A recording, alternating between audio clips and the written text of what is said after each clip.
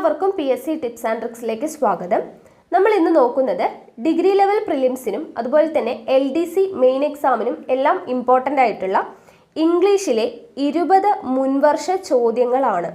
അപ്പോൾ ഇംഗ്ലീഷ് എപ്പോഴും നമ്മൾ പഠിക്കുന്നത് മുൻവർഷ ചോദ്യങ്ങളിലൂടെയാണെങ്കിൽ നമുക്ക് മാർക്ക് എളുപ്പത്തിൽ സ്കോർ ചെയ്യാനായിട്ട് പറ്റും. ഓക്കെ, അതായത് നമ്മളിപ്പോൾ ഓരോ ടോപ്പിക്കായിട്ട് ഇപ്പോൾ സെൻറ്റൻസ് അല്ലെങ്കിൽ ടെൻസ് അല്ലെങ്കിൽ വൊക്കാബുലറി ഒക്കെ എടുത്തിട്ട് നമ്മൾ ടോപ്പിക് വൈസ് പഠിച്ചു കഴിഞ്ഞാൽ നമുക്ക് ഏത് രീതിയിലാണ് ചോദ്യങ്ങൾ വരിക എന്നുള്ള ഒരു ഐഡിയ ഉണ്ടാവില്ല.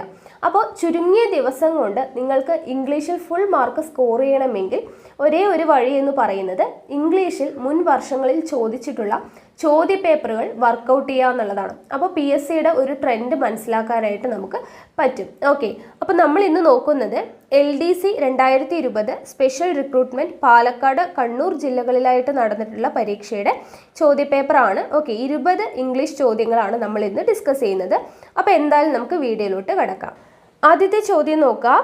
He played A tune dash the violin. He played A tune dash the violin. ഉത്തരം എന്താണ്?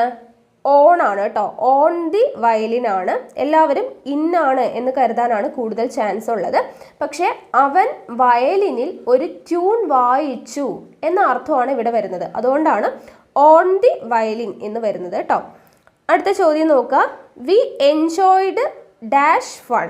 V enjoyed dash fun. എന്താണ്? ദി ഫൺ ആണ് വരിക കേട്ടോ. The fun. എന്തുകൊണ്ടാണ്? ഒരു സ്പെസിഫിക് ആയിട്ട് അല്ലേ, ഒരു പെർട്ടിക്കുലർ തമാശ കേട്ടിട്ടാണ് നമ്മൾ എൻജോയ് ചെയ്തു എന്ന് പറയുന്നത്. അപ്പോൾ ഒരു പെർട്ടിക്കുലർ അല്ലെങ്കിൽ ഒരു സ്പെസിഫിക് ആയിട്ടുള്ള ഒരു സാധനത്തെ കാണിക്കാൻ വേണ്ടിയിട്ട്, ഒരു സംഭവത്തെ സൂചിപ്പിക്കാൻ വേണ്ടിയിട്ട് നമ്മൾ ഉപയോഗിക്കുന്നത് എന്താണ്? ദ ആണ് ഉപയോഗിക്കുക കേട്ടോ. അടുത്ത ചോദ്യം. They dash for you. They dash for you. എന്താണ് വരുന്നത്?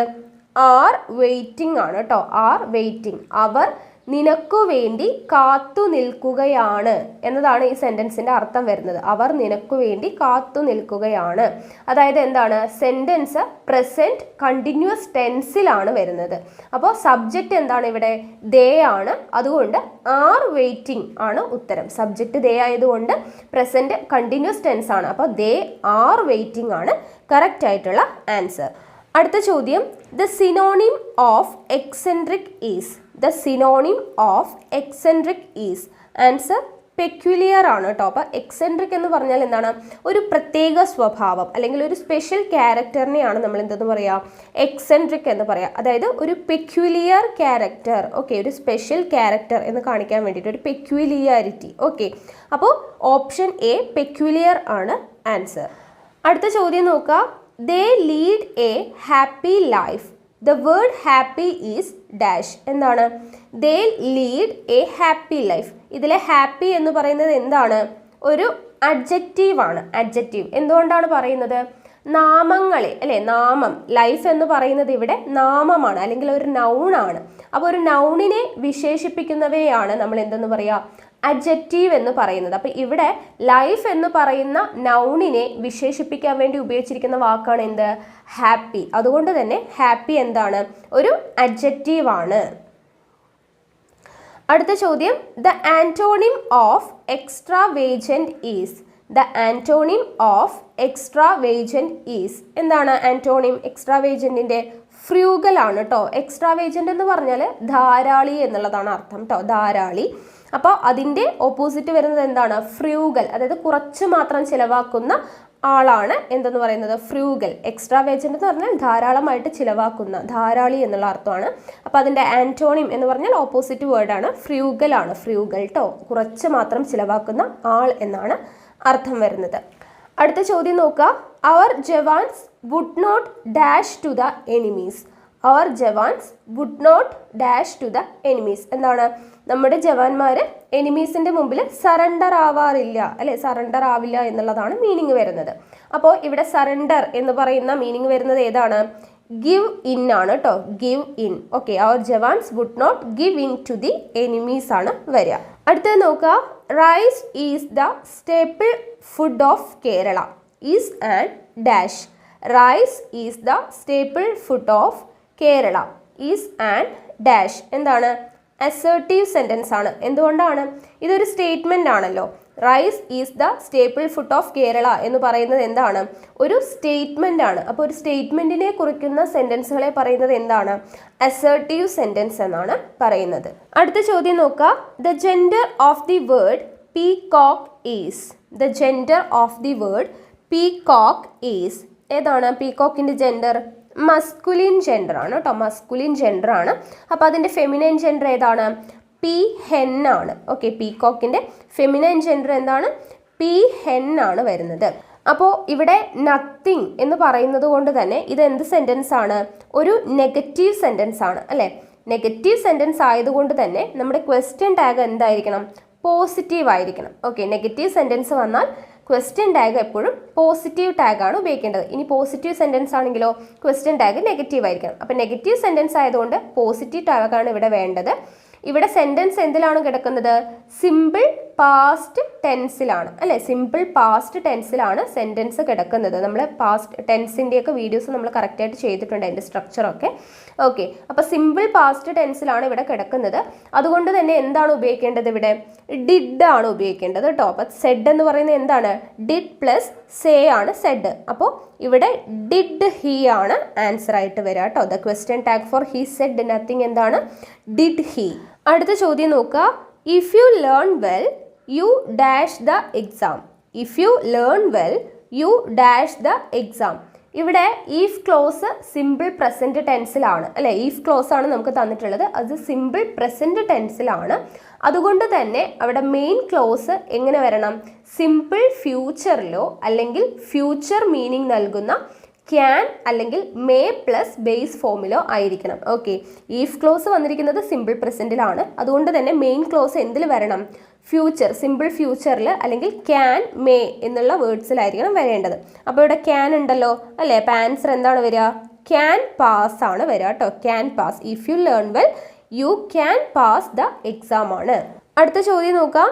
Sunstroke is A word formed using. എന്താണ് സൺസ്ട്രോക്ക് എന്ന് പറയുന്നത്? എന്താണ്? ഒരു കോമ്പൗണ്ട് വേർഡ് ആണ് അല്ലേ? കോമ്പൗണ്ട്. സൺ അതുപോലെ തന്നെ സ്ട്രോക്ക്, അങ്ങനെ രണ്ട് വാക്കുകൾ ചേരുന്നതാണ് എന്ത്? സൺസ്ട്രോക്ക്. അപ്പോൾ അതൊരു കോമ്പൗണ്ട് വേർഡാണ്. അതുപോലെ മറ്റു വേർഡ്സിന് എക്സാമ്പിളാണ് bathroom. Okay, bath plus room ആണ് bathroom. Text book, text plus ബുക്കാണ് ടെക്സ്റ്റ് ബുക്ക്. ഓക്കെ, അതുപോലെ തന്നെ down stairs, house keeper. Okay, sea food, football, underworld, അതൊക്കെ എന്തിന് എക്സാമ്പിളാണ്? കോമ്പൗണ്ട് വേർഡ്സിന് എക്സാമ്പിളാണ്. അടുത്ത ചോദ്യം. Choose the correct idiom to substitute the underlined word he did the work irregularly. എന്താണ് ഇറഗുലർലി എന്ന് പറയുന്നതിന് പകരം ഉപയോഗിക്കുന്ന ഇഡിയം ഏതാണ് എന്നുള്ളതാണ് ചോദ്യം. Answer by fits and starts ആണ് കേട്ടോ. ബൈ ഫിറ്റ്സ് ആൻഡ് സ്റ്റാർട്ട്സ് ആണ് ഇറഗുലർലി എന്ന് പറയുന്ന മീനിങ് വരുന്നത്. അപ്പോൾ ഒത്തിരി ഇഡിയംസ് നമുക്ക് പഠിക്കാനുണ്ട്. അപ്പോൾ അതിൽ കുറച്ചെങ്കിലും ഇമ്പോർട്ടൻ്റ് ആയിട്ടുള്ളതൊക്കെ പഠിച്ചു വെക്കാനായിട്ട് ശ്രമിക്കുക കേട്ടോ. അപ്പോൾ ഇറഗുലർലി എന്ന് പറയുന്ന മീനിങ് വരുന്നത് ഏതാണ്? By fits and starts. അടുത്ത ചോദ്യം. The passive form of the child broke the toys is. The passive form of the child broke the toys is. ഏതാണ് passive form? The toys were broken by the child ആണ്. The toys were broken by the child. എന്തുകൊണ്ടാണ്? Simple past tense ആണ് നമുക്ക് തന്നിരിക്കുന്നത് അല്ലേ? അപ്പം അതിൻ്റെ passive form എന്ന് പറയുന്നത് എന്താണ്? Subject plus was or were plus V3 ആണ് വരിക. Okay, subject plus was or were plus V3 ആണ് വരിക. അപ്പോൾ സബ്ജക്റ്റ് എന്ന് പറയുന്നത് എന്താണ്? The toys.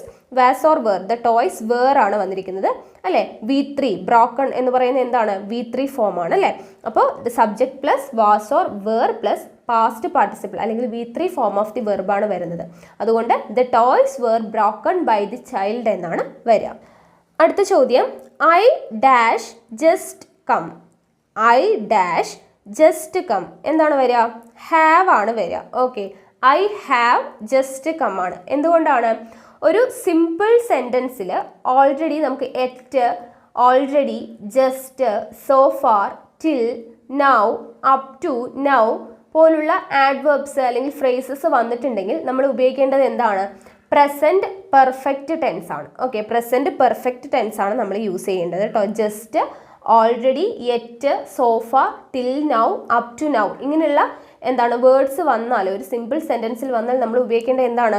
Present perfect tense ആണ്. പ്രസന്റ് പെർഫെക്റ്റ് ടെൻസിന്റെ ഫോം എന്താണ്? Subject plus has or have plus V3 ആണ്. അപ്പോൾ ഇവിടെ സബ്ജക്റ്റ് എന്താണ്? ഐ ആണ്. ഐ ആയതുകൊണ്ട് നമ്മൾ ഉപയോഗിക്കേണ്ടത് എന്താണ്? ഹാവ് ആണ് അല്ലേ? അപ്പോൾ I have just come. Okay, അടുത്ത ചോദ്യം, one word substitute for the original inhabitants of place.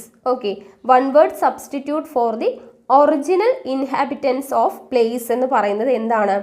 അബോറിജൈൻസ് ആണ് കേട്ടോ. അബോറിജൈൻസ് എന്ന് പറഞ്ഞാൽ ആദിമ നിവാസികൾ എന്നാണ് മീനിങ് വരുന്നത് കേട്ടോ. ആദിമ നിവാസികൾ എന്ന് മീനിങ് വരുന്നത് അബോറിജൈൻസ് ആണ്. അടുത്തത് നോക്കുക, the candidates dash be in possession of their hall tickets. The candidates dash be in possession of their hall tickets. എന്താണ് വരിക? മസ്റ്റ് ആണ് വരിക കേട്ടോ. മസ്റ്റ്, അതായത് എന്താണ് ഇവിടെ ഹാൾ ടിക്കറ്റ് അല്ലേ കൊണ്ടുവരിക എന്ന് പറയുമ്പോൾ ഒരു നിർബന്ധമായിട്ടും ചെയ്യേണ്ട ഒരു ചുമതല, ഒരു ഡ്യൂട്ടിയെ സൂചിപ്പിക്കാൻ വേണ്ടിയിട്ടാണ് പറയുന്നത്. അപ്പോൾ അവിടെ ഉപയോഗിക്കുന്നത് എന്താണ്? മസ്റ്റ് ആണ് കേട്ടോ. നിർബന്ധമായും ചെയ്യേണ്ട ഒരു ഡ്യൂട്ടി അല്ലെങ്കിൽ ചുമതലയെ സൂചിപ്പിക്കാൻ വേണ്ടിയിട്ട് നമ്മൾ എന്താണ് ഉപയോഗിക്കേണ്ടത്? മസ്റ്റ് ആണ് ഉപയോഗിക്കേണ്ടത്. അടുത്ത ചോദ്യം, Balu to Akshara, where are you going? The reported form of this sentence is. Balu to Akshara, where are you going, ഇതിൻ്റെ റിപ്പോർട്ടഡ് ഫോം എന്താണ് എന്നുള്ളതാണ് ചോദ്യം. ആൻസർ എന്താണ്? Balu asked Akshara where she was going. Okay, Balu asked Akshara where she was going. എങ്ങനെയാണ് വരുന്നത്? ഒരു interrogative sentence അല്ലേ, question ആയിട്ടുള്ളതാണ് സെൻറ്റൻസ് വന്നിട്ടുള്ളത്. അപ്പോൾ ഒരു ഇൻറ്ററോഗേറ്റീവ് സെൻറ്റൻസിനെ റിപ്പോർട്ട് ചെയ്യുമ്പോൾ ആസ്ക്ഡ്, എൻക്വയർഡ്, ഡിമാൻഡഡ് എന്നിവയാണ് റിപ്പോർട്ടിംഗ് വേർബായിട്ട് ഉപയോഗിക്കേണ്ടത്. അപ്പോൾ ഇവിടെ ഉപയോഗിച്ചിരിക്കുന്നത് എന്താണ്? ആസ്ക്ഡ് അല്ലെ. Balu asked Akshara where she was going ആണ് കേട്ടോ. അടുത്ത ചോദ്യം നോക്കുക, his only bad habit is smoking. The underlined word is A dash. എന്താണ് ഇവിടെ സ്മോക്കിംഗ് എന്ന് പറയുന്നത്? ജെറണ്ട് ആണ് കേട്ടോ. ജെറണ്ട്, അതായത് ഒരു വെർബിൻ്റെ ING രൂപത്തെ നൗൺ ആയിട്ട് ഉപയോഗിക്കുമ്പോഴാണ് നമ്മൾ എന്തെന്ന് പറയുന്നത്? ജെറണ്ട് എന്ന് പറയുന്നത്. ഓക്കെ, ഒരു വെർബിൻ്റെ ING രൂപത്തെ, ഇപ്പോൾ സ്മോക്ക് എന്ന് പറയുന്നതിൻ്റെ ING രൂപം സ്മോക്കിങ്ങിനെ നൗൺ ആയിട്ടാണ് നമ്മൾ ഉപയോഗിക്കുന്നത്. അതുകൊണ്ടാണ് ഇവിടെ എന്തെന്ന് പറയുന്നത്? ജെറണ്ട് എന്ന് പറയുന്നത്. അപ്പോൾ ഇത്രയുമാണ് നമ്മുടെ ക്വസ്റ്റ്യൻസ് എന്ന് പറയുന്നത്. ഓക്കെ, നമ്മൾ 20 ചോദ്യങ്ങളാണ് ഡിസ്കസ് ചെയ്തത്.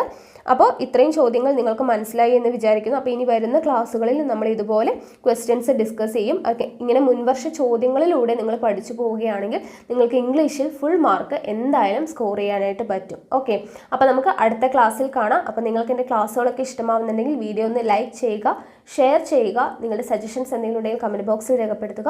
കൂടുതൽ വീഡിയോസിനായി ചാനൽ സബ്സ്ക്രൈബ് ചെയ്യുക.